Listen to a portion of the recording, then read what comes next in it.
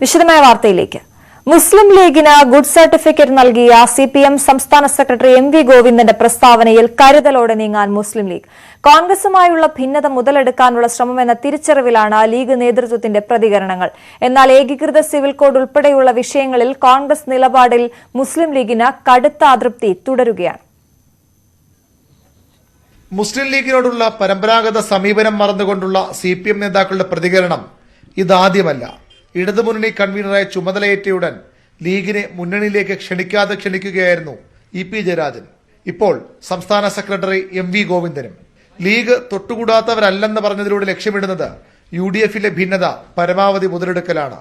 ഗവർണറോടുള്ള സമീപനത്തിന്റെ പേരിലാണ് ലീഗിലും കോൺഗ്രസിലും രണ്ടഭിപ്രായം ഉടലെടുത്തത്. നേതൃത്വങ്ങളുടെ ഇടപെടലിൽ താൽക്കാലിക പരിഹാരമുണ്ടായെങ്കിലും ഭിന്നതയ്ക്ക് കാരണമായ വിഷയങ്ങൾ അതേപടി നിലനിൽക്കുന്നു. എന്നാൽ ഇതുമാത്രമല്ല ഇരു പാർട്ടികളെയും മാനസികമായി അകറ്റുന്നത്. ഏകീകൃത സിവിൽ കോഡിലെ കോൺഗ്രസ് നിലപാട് പ്രധാന പ്രശ്നമായി ലീഗ് കണ്ടുകഴിഞ്ഞു. എല്ലാവരും കൂടുതൽ ശ്രദ്ധാലുക്കളാകണമെന്ന് പറഞ്ഞ് കുഞ്ഞാലിക്കുട്ടിയും വഹാബിന്റെ വിമർശനം ഗുരുതരമായ വിഷയമാണെന്ന് കോൺഗ്രസിനെ ഓർമ്മപ്പെടുത്തുന്നു. ഈ ബില്ല് വരുമ്പോൾ കണ്ണിൽ എണ്ണ ഒഴിച്ച് കാത്തിരിക്കേണ്ടതാണ്. അത് വളരെ ശ്രദ്ധിക്കേണ്ടതാണ്. കാരണം ഇന്ത്യ ഒരു മൾട്ടി കൾച്ചർ രാജ്യമാണ്. ഏക സിവിൽ കോഡൊക്കെ വന്ന വലിയ ഗൌരവമുള്ള വിഷയമാണ്. അപ്പൊ അതുകൊണ്ട് നിങ്ങൾക്ക് തോന്നിയാണ് വഹാബ് കാഷ്ലായി പറഞ്ഞു, കാരണം ആരും കാണുന്നില്ല. അത് പ്രസംഗമധ്യേ പറഞ്ഞതാണ്. പക്ഷെ എന്നാലും അതിൽ വളരെ ഭാവിയിൽ ശ്രദ്ധിക്കേണ്ട ഒരു വിഷയമുണ്ട്. സിപിഎം ക്ഷണത്തിന്റെ അപകടം തിരിച്ചറിഞ്ഞായിരുന്നു സാദിഖ് അലി തങ്ങളുടെയും വി.ഡി. സതീശന്റെയും പ്രതികരണങ്ങൾ. രാഷ്ട്രീയമായിട്ടുള്ള ഒരു വിലയിരുത്തലായിട്ട് കാണണ്ട. മുസ്ലിം ലീഗ് വർഗീയ പാർട്ടിയല്ല, അതുകൊണ്ട് തന്നെ ഞങ്ങൾക്ക് പരിഹരിക്കേണ്ട കാര്യമില്ല. ഇനിയിപ്പോ യു.ഡി.എഫിൽ എന്തെങ്കിലും കുഴപ്പമുണ്ടാക്കാം എന്നുള്ളൊരു ധാരണയോടുകൂടിയാണ് ഇത് അടുപ്പത്ത് വെള്ളം വെച്ചതെങ്കിൽ അത് വാങ്ങി വെച്ചാൽ മതി. ആ പരിപൂർണ്ണ ഉപയോഗത്തില്ല. കാരണം യു.ഡി.എഫ് ഒറ്റക്കെട്ടായിട്ട് ഒരു ടീമായിട്ടാണ് പോകുന്നത്. യു.ഡി.എഫിനൊപ്പം ഉറച്ചു നിൽക്കുമെന്ന് പറയുമ്പോഴും എത്ര നാൾ ഭരണമില്ലാതെ പുറത്തു നിൽക്കാനാകുമെന്ന ചോദ്യം ലീഗിൽ ശക്തമാണ്. അതിനപ്പുറം ഏകീകൃത സിവിൽ കോഡ് വിഷയത്തിൽ കോൺഗ്രസിനെ സമ്മർദ്ദത്തിലാക്കാനും സിപിഎമ്മിന്റെ മൃദു സമീപനം ലീഗിന് കരുത്തു പകരും. ന്യൂസ് 18 തിരുവനന്തപുരം. ഏകീകൃത സിവിൽ കോഡിൽ കോൺഗ്രസിന്റെ 3 എംപിമാരും ശക്തമായ പ്രതികരണമാണ് സഭയിൽ നടത്തിയതെന്ന് ജെബി മേത്തർ എം.പി. കോൺഗ്രസിന്റെയും ഘടകകക്ഷികളുടെയും നയം ഒന്നുതന്നെയാണെന്നും ഇത് വിവാദമാക്കേണ്ടതില്ലെന്നും ജെബി മേത്തർ എം.പി. പറഞ്ഞു. ഇതൊരു അൺകോൺസ്റ്റിറ്റ്യൂഷണൽ ആണെന്നും ഭരണഘടനാ വിരുദ്ധമാണെന്നും ഇന്ത്യയുടെ പൈതൃകം തന്നെ ഇല്ലാതാക്കുന്ന തരത്തിലുള്ള ഒരു ബില്ലാണെന്നുമുള്ള വളരെ വ്യക്തമായ പ്രസംഗങ്ങളാണ് 3 പേരും അവിടെ നടത്തിയത്. കോൺഗ്രസിന്റെ 3 എംപിമാരും അവിടെ നടത്തിയത്. അപ്പൊ കോൺഗ്രസിനെ സംബന്ധിച്ചിടത്തോളം അവിടെ ഒരു നയം എന്ന് പറയുന്നത് എന്നുമുള്ള ഒരു നയമാണ്. യൂണിഫോം സിവിൽ കോഡ് എന്നുള്ളത് നമുക്ക് അംഗീകരിക്കാൻ കഴിയാത്ത ഒരു കാര്യമാണെന്നുള്ളത് വളരെ വ്യക്തമായി സ്പഷ്ടമായി അവിടെ പറഞ്ഞ കാര്യമാണ്. ഏകീകൃത സിവിൽ കോഡിനെ പിന്തുണച്ച് ഗവർണർ. ഏകീകൃത സിവിൽ കോഡിലൂടെ നീതിയുടെ ഏകീകരണം ഉണ്ടാകുമെന്നും ഗവർണർ പറഞ്ഞു. മുസ്ലിം ലീഗ് വർഗീയ പാർട്ടി അല്ലെന്ന സിപിഎം സംസ്ഥാന സെക്രട്ടറി എം.വി. ഗോവിന്ദന്റെ പ്രസ്താവനയ്ക്കെതിരെ കേന്ദ്രമന്ത്രി വി. മുരളീധരൻ 10 വോട്ടിന് വേണ്ടിയാണ് ലീഗ് വർഗീയ പാർട്ടിയല്ലെന്ന് സർട്ടിഫിക്കറ്റ് നൽകുന്നത്. ഇ.എം.എസിനേക്കാൾ താത്വിക അവലോകനം ആണെന്നാണ് ഗോവിന്ദൻ മാഷിന്റെ വിചാരം. ഇ.എം.എസിനോട് ആദ്യം ഗോവിന്ദൻ മാസ്റ്റർ മാപ്പ് പറയണമെന്നും വി. മുരളീധരൻ പറഞ്ഞു. മുസ്ലിം ലീഗിന്റെ പുള്ളി മായ്ച്ച് കൊണ്ട് മുസ്ലിം ലീഗിന്റെ നിറം മാറും എന്ന് ആരെങ്കിലും ധരിക്കുന്നുണ്ടെങ്കിൽ ഈ രാജ്യത്തിന്റെ വിഭജനത്തിന് കാരണക്കാരായിട്ടുള്ള ആളുകളാണ് മുസ്ലിം ലീഗ്. ആ പാർട്ടി വർഗീയ പാർട്ടി അല്ല എന്ന് കേരളത്തിലെ 10 വോട്ടിന്റെ പേരിൽ സർട്ടിഫിക്കറ്റ് കൊടുക്കാൻ ഗോവിന്ദ മാഷ് ആഗ്രഹിക്കുന്നുണ്ടെങ്കിൽ ആദ്യം പോയിട്ട് ചെയ്യേണ്ടത് എം ശങ്കരൻ നമ്പൂതിരിപ്പാടിന്റെ എവിടെയെങ്കിലും സ്മാരകം ഉണ്ടെങ്കിൽ അവിടെ പോയിട്ട് ആദ്യം മാപ്പ് പറയുക. ഇപ്പോൾ കെ സുരേന്ദ്രൻ മാധ്യമങ്ങളെ കാണുകയാണ്.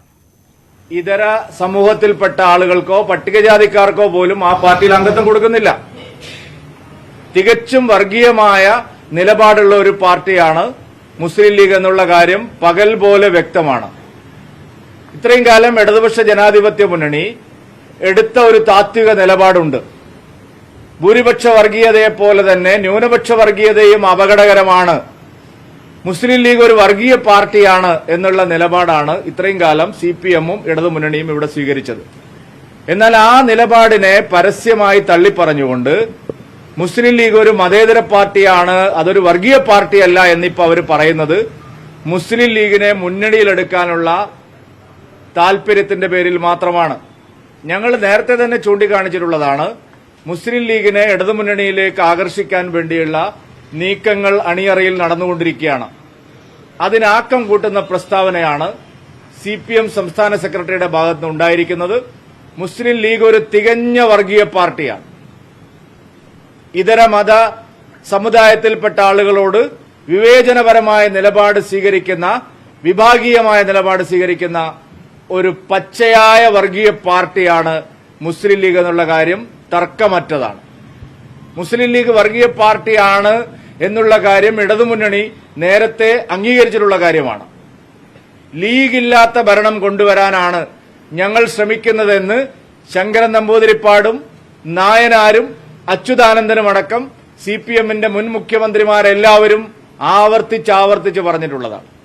ഷാബാനു കേസിന്റെ വിധി വന്നപ്പോൾ മുസ്ലിം ലീഗിനെതിരായിട്ടുള്ള ശക്തമായ നിലപാടാണ് EMS എടുത്തത്.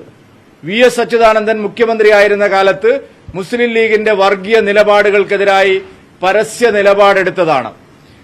EK നായനാര് മുഖ്യമന്ത്രിയായ സന്ദർഭത്തിൽ ജനങ്ങളെ മുമ്പിൽ വെച്ച രാഷ്ട്രീയ നിലപാട് ലീഗില്ലാത്ത ഭരണം ഞങ്ങൾ കൊണ്ടുവരുമെന്നുള്ളതാണ്.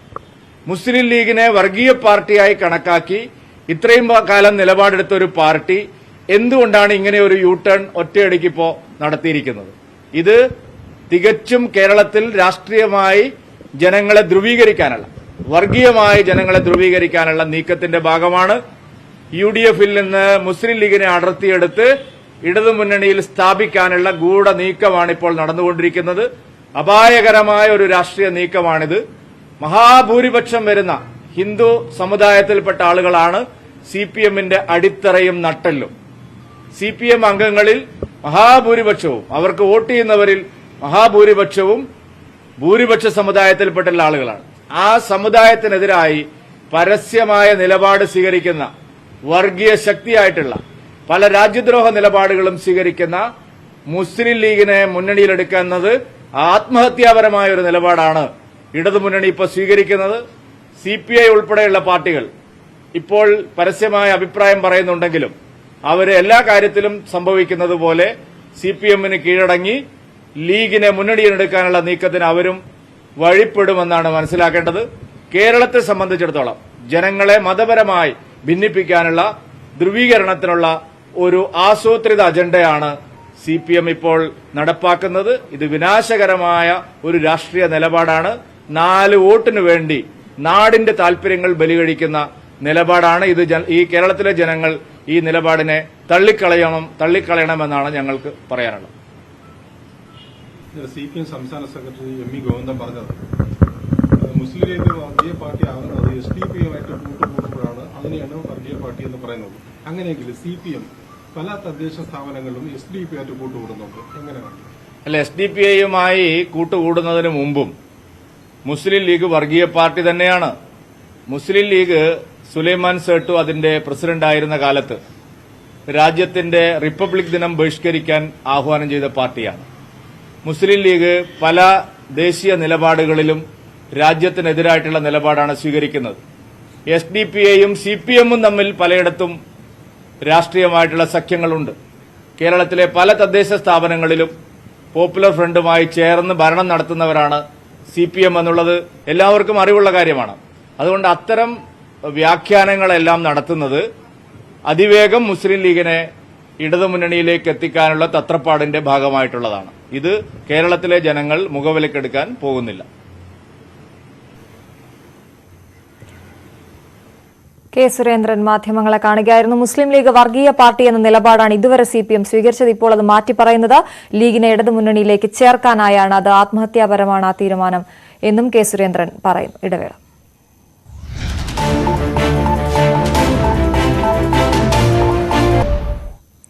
കാട്ടായിക്കോണത്ത് നിയന്ത്രണം തെറ്റിയ കാർ ടിപ്പറിലിടിച്ച് 2 പേർക്ക് പരിക്ക്. 2 പേരുടെയും പരിക്ക് ഗുരുതരമല്ലെന്ന് പോത്തൻകോട് പോലീസ് അറിയിച്ചു.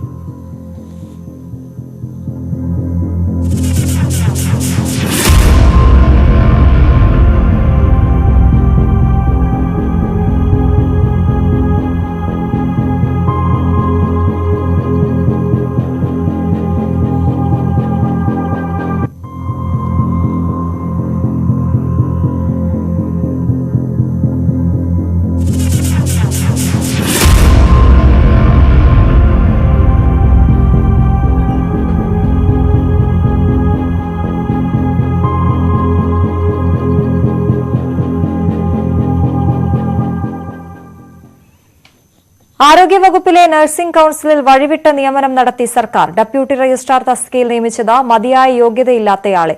നിയമനത്തിൽ 10 വർഷം അധ്യാപന പരിചയമുള്ളയാളെ തഴഞ്ഞാണ് യോഗ്യതയില്ലാത്ത ആളെ നിയമിച്ചത്. നഴ്സിംഗ് കൌൺസിൽ ശുപാർശയും മറികടന്നാണ് നിയമനം. News 18 exclusive.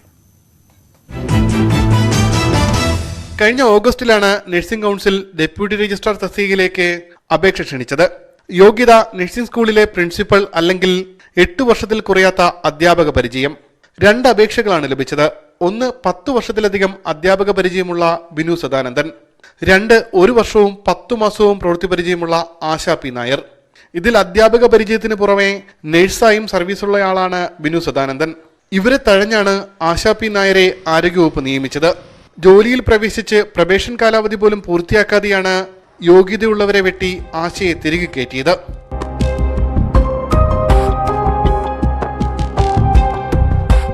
നിയമനം സംബന്ധിച്ച് മെഡിക്കൽ കൌൺസിലും ശുപാർശ നൽകിയത് ബിനു സദാനന്ദന്റെ പേരായിരുന്നു. ദീർഘകാലത്തെ സേവന കാലാവധി പരിഗണിച്ചായിരുന്നു ശുപാർശ.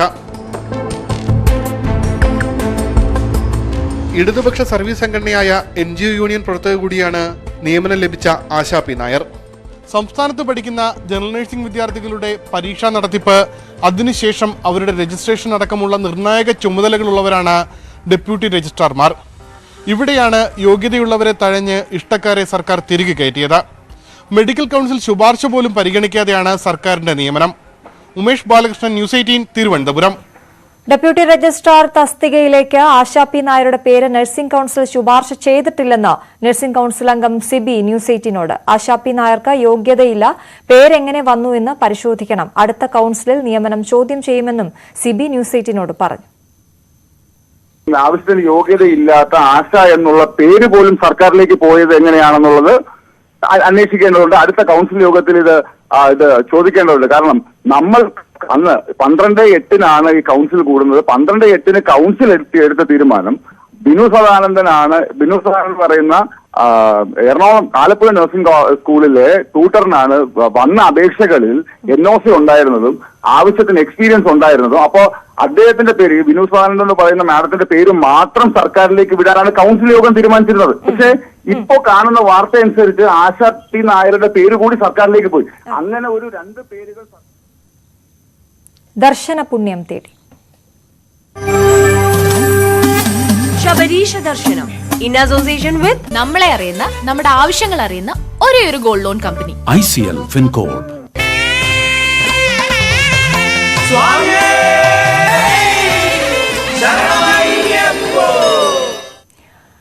ശബരിമലയിൽ ഭക്തജന തിരക്ക് തുടരുകയാണ്. 1 ലക്ഷത്തിനടുത്ത് തീർത്ഥാടകരാണ് ദർശനത്തിനായി ഇന്ന് ബുക്ക് ചെയ്തിരിക്കുന്നത്. ഇന്നലെ ബുക്ക് ചെയ്ത 10,000-ഓളം തീർത്ഥാടകർക്ക് തിരക്ക് മൂലം ദർശനം നടത്താൻ സാധിച്ചിരുന്നില്ല. നിലയ്ക്കലും പമ്പയിലും പാർക്കിംഗ് ഗ്രൗണ്ടുകൾ ഇന്നും നിറഞ്ഞു. ഡോക്ടർ ജോർജ് തയ്യിൽ രചിച്ച പുസ്തകം പ്രകാശനം ചെയ്തു. സ്വർണം അഗ്നിയിലെന്ന പോലെ ഒരു ഹൃദ്രോഗ വിദഗ്ധന്റെ ജീവിത സഞ്ചാര കുറിപ്പുകൾ എന്ന് പേരിട്ടിരുന്ന പുസ്തകമാണ് പുറത്തിറക്കിയത്. എറണാകുളം ലൂർദ് ആശുപത്രി കോൺഫറൻസ് ഹാളിൽ നടന്ന ചടങ്ങിൽ വാരാപ്പുഴ മെത്രാപ്പൊലീത്ത ഡോക്ടർ ജോസഫ് കളത്തിപ്പറമ്പിൽ പ്രകാശന കർമ്മം നിർവഹിച്ചു. ഡോക്ടർ KS രാധാകൃഷ്ണൻ പുസ്തകം ഏറ്റുവാങ്ങി. ജസ്റ്റിസ് സിറിയക് ജോസഫ് മുഖ്യപ്രഭാഷണം നടത്തി. അക്കാലത്താണെങ്കിൽ കോട്ടയത്ത് പത്രപ്രവർത്തനം അതെല്ലാമാണ് മറ്റു വാർത്തകൾ. ഇനി കാർ ഉടമകൾക്കായുള്ള ഒരു വാർത്തയിലേക്ക്. ഇന്നത്തെ വലിയ വാർത്ത വാൽവലിൻ നിങ്ങൾക്കായി അവതരിപ്പിക്കുന്നു എല്ലാ കാറുകൾക്കും അനുയോജ്യമായതും നിങ്ങളുടെ ഡ്രൈവിംഗ് അനുഭവം മെച്ചപ്പെടുത്തുന്നതും കാലാവസ്ഥ നൂതനമായതുമായ all climate premium full synthetic oil. ജനങ്ങൾക്ക് എന്താണ് പറയാനുള്ളതെന്ന് കേൾക്കാം. എല്ലാ വാഹനങ്ങൾക്കും അനുയോജ്യമായ ഫുള്ളി സിന്തറ്റിക് എഞ്ചിൻ ഓയിലാണ് വാൽവലിൻ ലൂബ്രിക്കൻസ് ഇറക്കുന്നത്. വാൽവലിന്റെ all climate advanced and all climate premium engine oil ചെറിയ കാറുകൾ മുതൽ പവർഫുൾ SUV-കൾക്ക് വരെ അനുയോജ്യമാണ്. ഏകദിന ക്രിക്കറ്റിൽ ചരിത്ര നേട്ടം സ്വന്തമായി ഇഷാൻ കിഷൻ. ഏറ്റവും വേഗമേറിയ ഇരട്ട സെഞ്ചുറി നേട്ടം താരം സ്വന്തമാക്കി. ബംഗ്ലാദേശിനെതിരായ 3ാം ഏകദിനത്തിലാണ് ഈ നേട്ടം കൈവരിച്ചത്. 126 പന്തിൽ 9 സിക്സിന്റെയും 23 ഫോറിന്റെയും അകമ്പടിയോടെയാണ് 200 റൺസ് എടുത്തത്. സച്ചിനും സെവാഗിനും രോഹിത് ശർമ്മയ്ക്കും ശേഷം ഇരട്ട സെഞ്ചുറി നേട്ടം സ്വന്തമാക്കുന്ന 4ാമത്തെ ഇന്ത്യൻ താരമാണ് ഇഷാൻ കിഷൻ. മത്സരത്തിൽ വിരാട് കോഹ്ലിയും സെഞ്ചുറി നേടി. 2019 ഓഗസ്റ്റിന് ശേഷം ഇതാദ്യമായിട്ടാണ് കോഹ്ലി സെഞ്ചുറി നേടുന്നത്. ആദ്യ 2 ഏകദിനങ്ങളും വിജയിച്ച ബംഗ്ലാദേശ് പരമ്പര സ്വന്തമാക്കിയിരുന്നു.